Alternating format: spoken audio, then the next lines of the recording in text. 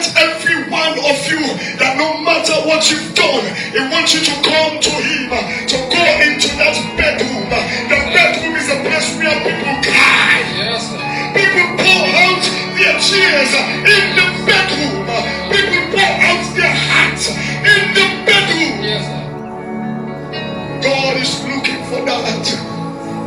And today, people of eternal life, it's time to go to the next level in your Christian life.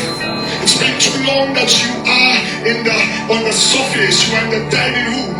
You satisfied with the dining table. You satisfied with feeding on the dining table. The Lord wants to take you to the upper room. The upper room where you will meet God and God will meet you. The upper room where you become that man or that woman that God has designed.